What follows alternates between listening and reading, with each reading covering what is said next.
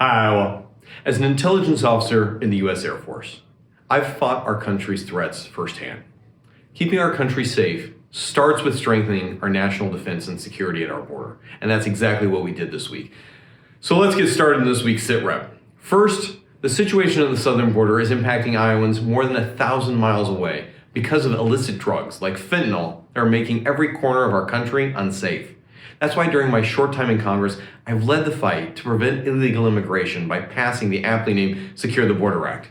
I've also led specifically on the issue of combating fentanyl by spearheading multiple bills to cut off funding being used for fentanyl trafficking.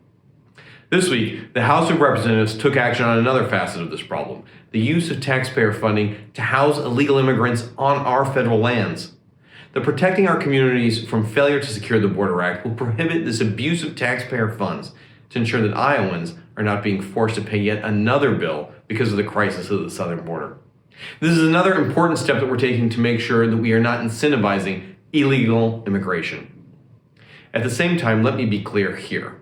America is a nation of immigrants. We must be welcoming to those who want to come to our country the right way, follow our laws, and contribute to our society.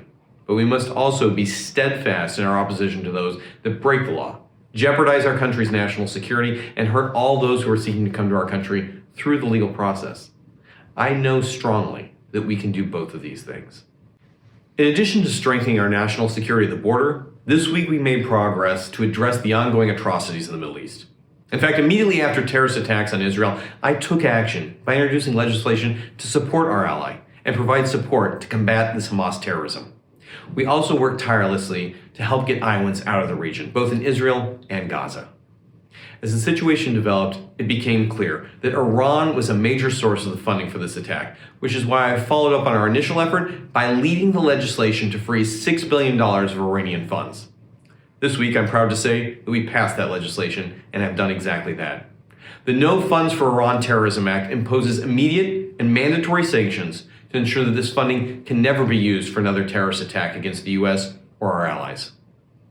Shifting gears, with the emphasis this week on national security, I want to also take a minute to share the work we did for Iowans here at home. This week, we announced mobile office hours for December to ensure that Iowans can get the help they need where they need it. During December, our team will be in Leon, Casey, Eldon, Essex, Grand Junction, and so many spots in between. We're available if you need assistance with Social Security, Medicare, VA benefits, passport, or any other federal agency issue. All you need to do is go to nunn.house.gov/office hours to find where we'll be available next.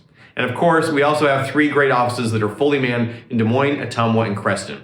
They're open full-time and are always just a phone call away at 515-400-8180.